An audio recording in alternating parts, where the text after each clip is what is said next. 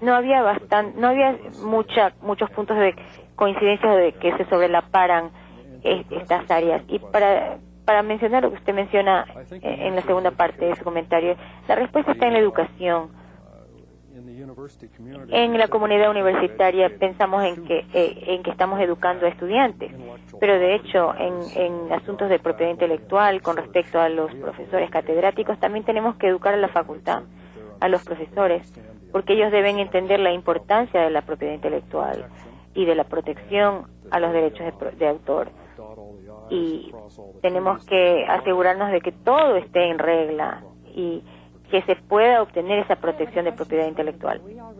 Tengo otras preguntas, pero ya nuestros participantes están con las preguntas listas. Nos llega una llamada de México, de la Universidad Tecnológica, y voy a pedirles que nos digan la forma correcta de pronunciar el lugar de donde vienen. A ver, adelante la pregunta. México. Bueno, buenos días nuevamente. Hablo de la Universidad Tecnológica de Nezahualcóyotl, de la carrera de procesos de producción. Ustedes mencionaron que después de que una patente de un producto se vence, no se puede repatentar porque se convierte en monopolio. Y mi pregunta es la siguiente. ¿Qué pasa con las empresas como Coca-Cola?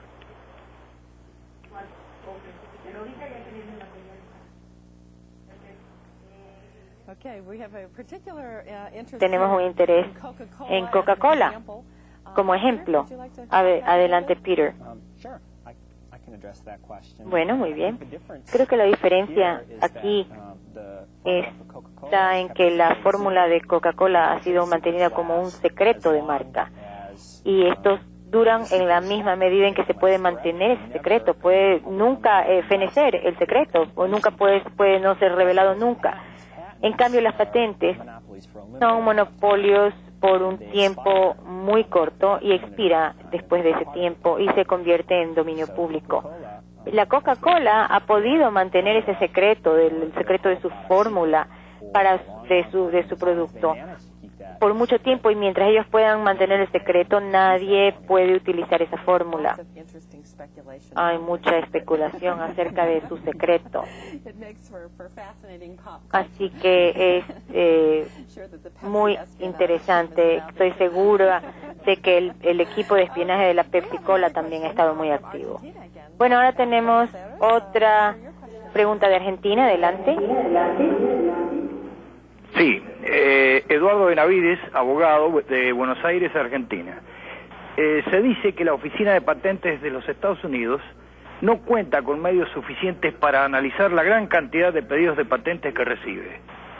¿En qué medida esto, si es realmente así, afecta la certeza acerca de que un pedido ha sido correctamente aceptado o rechazado por la Oficina de Patentes? Gracias.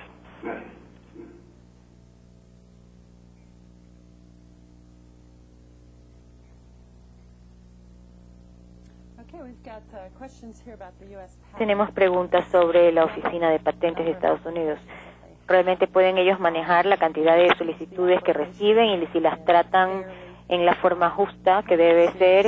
¿Qué tipo de experiencias conocemos o tenemos con respecto a la Oficina de Patentes de Estados Unidos? Creo que esa es una pregunta que Peter puede manejar porque yo no trato con esa oficina directamente. Bueno, en realidad quiero decir que este es un área donde se ha debatido mucho ya por unos años, ya 4 o 5 años en Estados Unidos, justamente sobre ese tema. En los últimos 11 años, la Oficina de Patentes de Estados Unidos ha funcionado arrojando ganancias, beneficios, utilidades que generan por los derechos que cobran para emitir patentes. Esta ganancia, esta utilidad la utiliza el gobierno federal y se la utiliza en otros programas de gobierno. Y ha habido un debate bastante grande con respecto a eso, justamente porque, como usted bien señaló, hay una gran cantidad de patentes, de solicitudes de patentes que se presentan y los examinadores el número de examinadores no ha aumentado en proporción a la nueva demanda. De tal manera que lo que ocurre es que las solicitudes se demoran mucho más en tramitarse de lo normal, de lo que deberían. incluso el tiempo que transcurre entre la presentación de la solicitud y la emisión de la patente puede ser menos de año y medio o puede ser incluso hasta de 3 o 4 años, y es bastante tiempo que esperar para obtener un derecho de patente. También otro problema que se asocia con este hecho es que los examinadores de patentes tienen muy poco tiempo para realmente examinar la solicitud. Creo que les dan más o menos unas de 12 a 20 horas para hacerlo. Depende de la tecnología, y ustedes se podrán imaginar cómo ese no es tiempo suficiente, ni es mucho tiempo para tener 12 o 20 horas nada más para leer y entender una tecnología muy complicada, un documento técnico bastante complejo y que está entregado con la solicitud, y tiene que hacer una búsqueda independiente para ver si existen otras patentes ya similares con esta tecnología u otra tecnología, y en qué forma puede entonces determinar que si esa patente que se pide es realmente nueva, y luego los requerimientos técnicos para luego de eso emitir esa es la primera comunicación de la Oficina de Patentes. Así que lo que ocurre es que los examinadores realmente están muy presionados por tiempo para poder producir la primera correspondencia al revisar las aplicaciones y solicitudes de patente. Y la gente se queja de que muchas veces la primera comunicación que reciben es muy detallada y está muy bien pensada, y creo que esto tiene que ver con el tema de que los examinadores realmente que no está bien detallada, y que no han tenido mucho tiempo para examinar. Esto quiere decir que el que pide el que solicita la patente tiene entonces el peso, la carga de probar y demostrar y explicar las cosas bien. Problemas técnicos. Y creo que esto extiende el proceso de revisión y el tiempo que se lleva la emisión de la patente, todos estos factores que hemos mencionado. La Oficina de Patente tiene ahora una falta de recursos, y han hecho, tratando de compensar esto, un esfuerzo de contratar a nuevos examinadores de patentes, y han aumentado el presupuesto que tienen justamente para eso, pero no sabemos exactamente cuáles son los efectos a largo plazo que vamos a obtener gracias a este nuevo proceso. De esta manera que las oficinas de patente realmente no es sino otra víctima de nuestros retos de la explosión de la información, ¿verdad? De la era del conocimiento y la información. Tenemos tantos datos interesantes sobre el ritmo al que crece la información y cómo esto se va duplicando cada 10 años, cada 20 años antes. Ahora, en cambio, se duplica cada día. No sé si ustedes conocen las cifras, las estadísticas sobre la forma y el ritmo en que se multiplica la información en estos tiempos. No sé la cifra exacta, pero sé que se siente en el ritmo de la vida, en la parte de nuestras ocupaciones. Tenemos ahora otra pregunta que nos llega de la República Dominicana. Santo Domingo, buenas tardes. María Bisonó, desde el recinto Santo Domingo. En el área de derecho de autor, ¿qué ustedes quieren decir cuando se refieren a documentar las buenas ideas? ¿Y qué diferencia existe entre derecho de autor y declaratoria de propiedad intelectual? Gracias.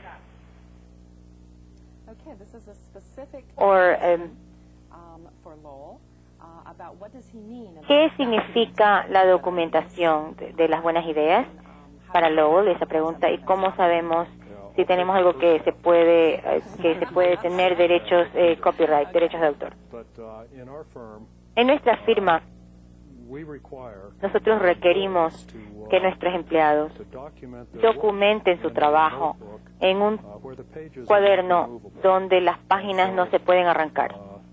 Y de esa manera, en el transcurso normal de su trabajo diario, ellos pueden ir anotando lo que están trabajando, lo que están haciendo, qué experimentos han realizado y cuáles han sido sus resultados y cuáles son las aplicaciones posibles.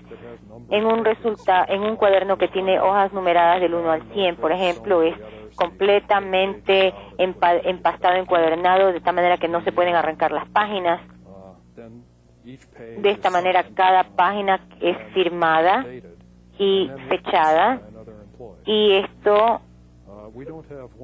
nosotros no tenemos un 100% de cumplimiento de este reglamento, lógicamente, pero tratamos de hacer lo que se pueda, y de esta manera documentamos la propiedad intelectual.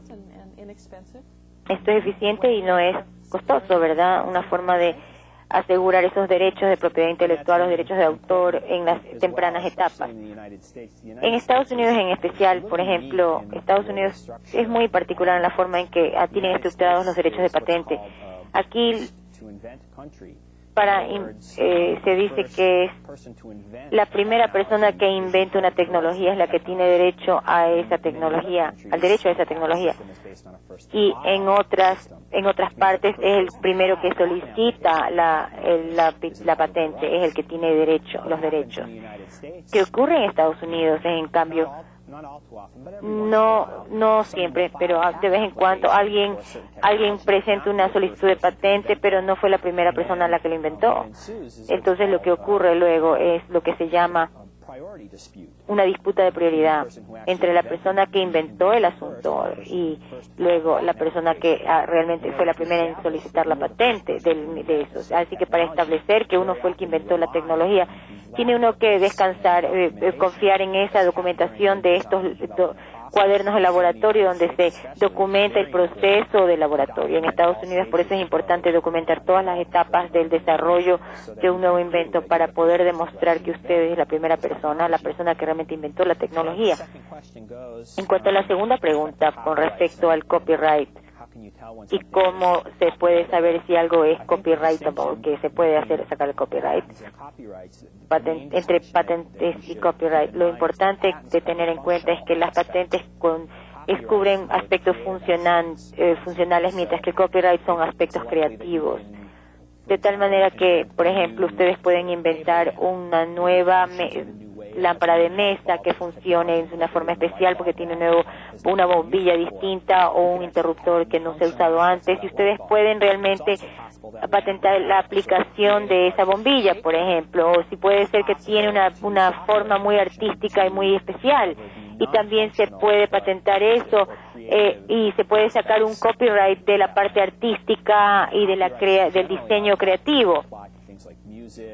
El copyright se aplica a música, poema, literatura, programas de televisión, películas, videos.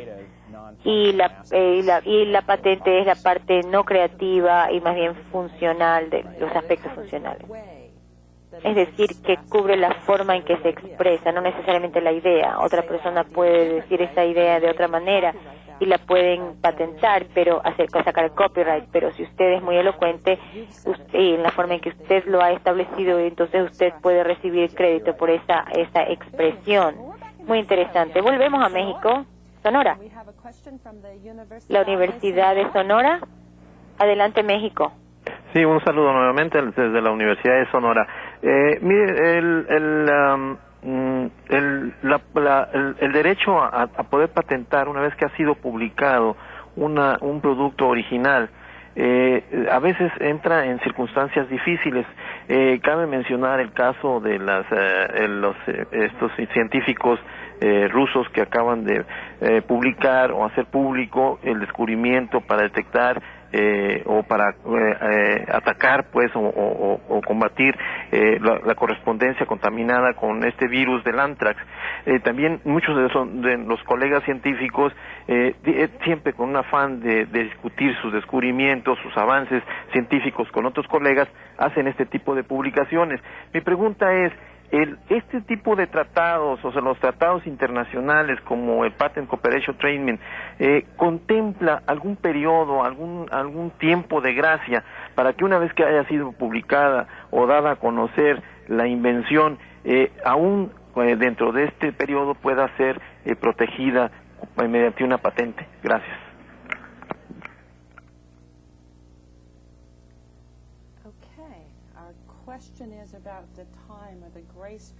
El tiempo, periodo de gracia, por el cual la persona expresa la idea en términos técnicos, en un formato científico, por ejemplo, qué tiempo tienen para poder lograr la patente.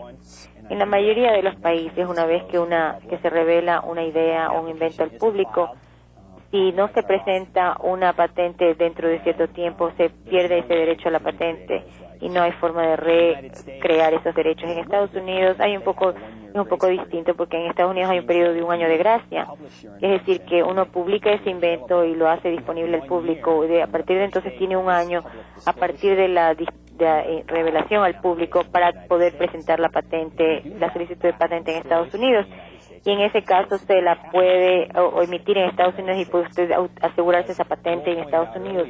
Como luego lo había dicho anteriormente, existe una decisión que tienen que tomar las empresas muy temprano en el proceso de invenciones.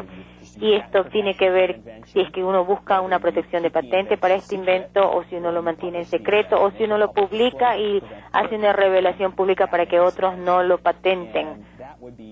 Y esa sería la tercera opción. Si uno hace una revelación pública para evitar que otras personas saquen esa patente sobre el invento, pero también se protege uno y no puede uno contener una patente. O en cambio en Estados Unidos sí hay un periodo de 1 año de gracia, o sea que sí se puede conseguir la patente.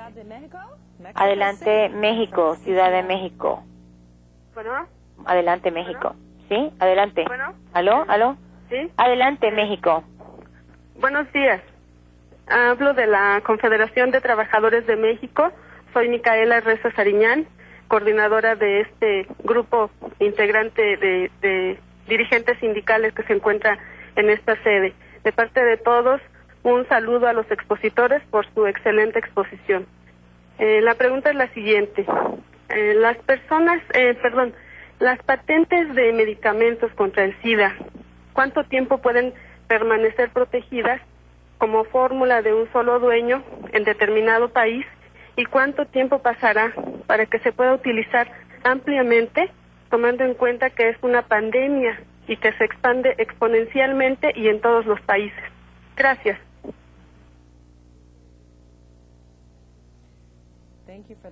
Gracias por esa pregunta. Este es un tema muy candente que se ha hablado mucho, del cual se ha hablado mucho en nuestra prensa. Las patentes sobre fármacos y drogas son iguales que sobre cualquier otro invento. 20 años a partir de la primera presentación. Muchos países no permiten que las patentes sobre fármacos que tiene que ver con una cuestión de salud pública. En Estados Unidos, aun cuando una patente se puede emitir y dura 20 años a partir de la primera presentación, muchas veces tienen que dar licencias como obligación para que el público pueda beneficiarse, siempre y cuando en los acuerdos de negociación se paguen las regalías de ley. Esta pregunta nos llega de la República Dominicana, de Santo Domingo, del Centro de Investigación. Adelante. Sí, buenos días. Mi primera pregunta es, ¿cuáles son los sectores o áreas que han recibido mayores solicitudes de patentes en Estados Unidos, tomando en consideración el boom de la biotecnología y el sector farmacéutico? Y además, ¿qué protección le merece dentro del derecho de autor los conocimientos tradicionales y el folclore? Muchas gracias.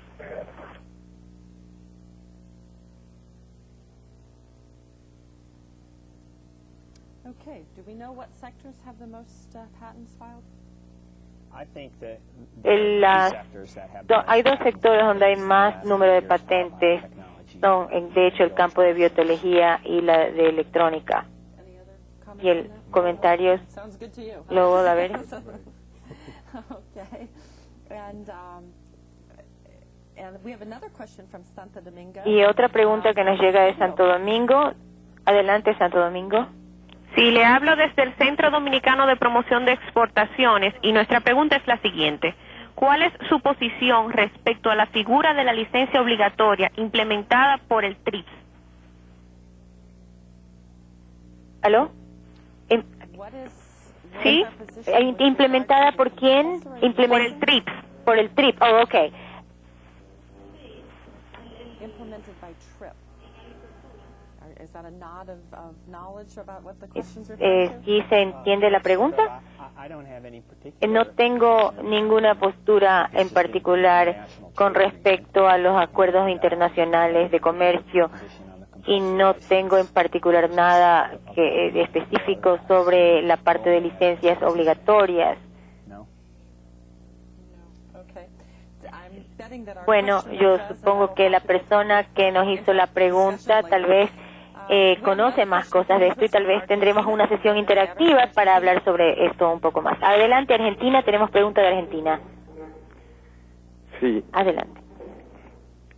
La pregunta es, ¿cuál es el margen de acción o el papel que juega el Estado en su tarea de protector de los usuarios o consumidores para poder realizar una efectiva regulación y control a los generadores de productos y servicios resguardados en virtud del secreto comercial?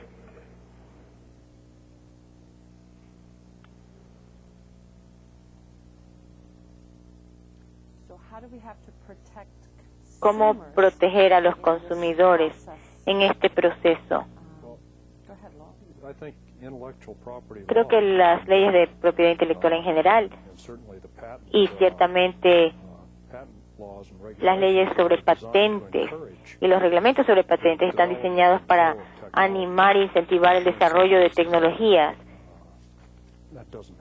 En algunos casos eso no ocurre, pero esta es la razón por la cual existen estas leyes.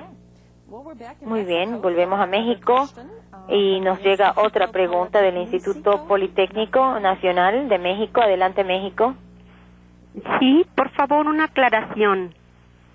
Resulta que las patentes no conceden al titular el derecho de producir algo durante su vigencia, tampoco a todas las demás personas. Entonces, ¿quién lo produce? Invention, I guess. Who manufacture.